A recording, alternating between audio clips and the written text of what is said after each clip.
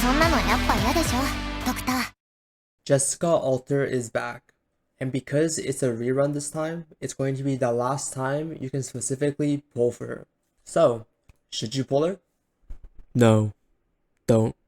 That is unless 1, you have enough pulls that it doesn't really matter what you do with them. 2, you don't really care about the upcoming banners and would rather have Jessica.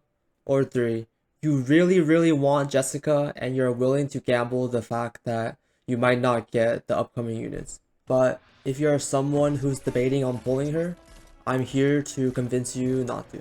Now, Jolter is by no means a bad operator. She's good, she does decent damage, she's very tanky, and she can hit air units. She's very versatile. But unless you're doing very hard content, being versatile is not a good thing.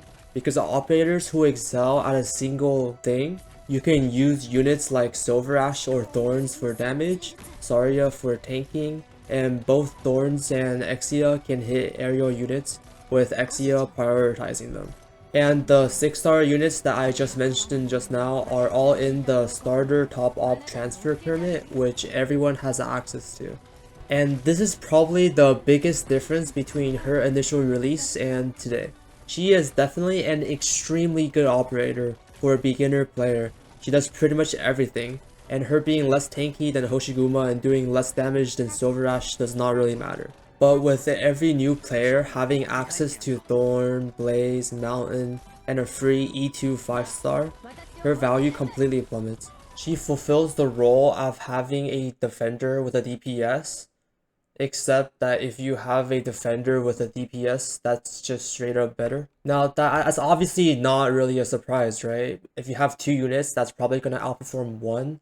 But again, unless you're doing challenging limited content, you will definitely be able to afford to have a DPS unit behind a defender unit.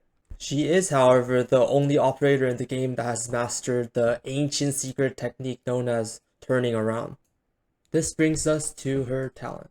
Jessica Alter's talent gives her a shield that she can place down in the 4 adjacent tiles, and when she places down the shield, she will face that direction and give the unit behind her defense. That defense buff is usually completely irrelevant because she's in front of them. Her second talent just makes it so when the shield gets hit, she has a 50-50 chance of getting 1 SP. Her shield is definitely useful, and her ability to turn may seem useful at first, but then you realize that she's a melee unit that can only hit 2 tiles in front of her. This makes her a unique gimmick, which is the ability to turn, pretty hard to utilize, and basically completely irrelevant for general content. If you put her somewhere that looks like this, she can turn to prevent leaks, but you can also just place a shield in front of her for the exact same result. If you're planning on holding a 2 wide lane like this, she is actually forced to turn to the side here, but because she only has 2 range to the front, without her skill 2, she can't actually attack the block units, and now she basically has 0 range for her own lane. And God forbid, if you put her in a tile like this, she can't utilize either of her talents, and her kit is basically half nullified. To really utilize her as a lane holder, and without using pause dropping shenanigans with her S3, you really need to put her in a place where you can still deploy the shield in front of her, which makes her the closest unit we're gonna get to take up 2 tiles. And this brings me to talk about something that I like to call train syndrome, which is that huge urge you get to make it so the range of all operators you get line up at 1 individual tile.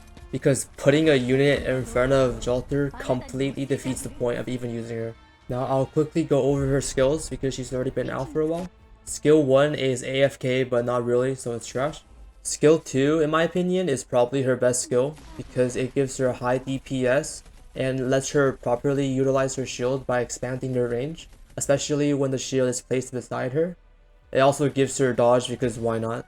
Skill 3 is the flashy new skill while also making her and her shield very tanky, though this skill puts you in a dilemma where you have to either pick between doing a lot of damage by redeploying the shield or tanking a lot of damage by just leaving the shield there. Jessica Alter is definitely one of the more unique operators, and she is definitely very fun to play with. However, her rerun comes at a terrible time, right before the Dungeon Meshi collab banner and the first orienteering banner. Also, Lapland Alters on the horizon too. That's all. If you liked this video or found it helpful at all, please like and subscribe. Thank you. Goodbye.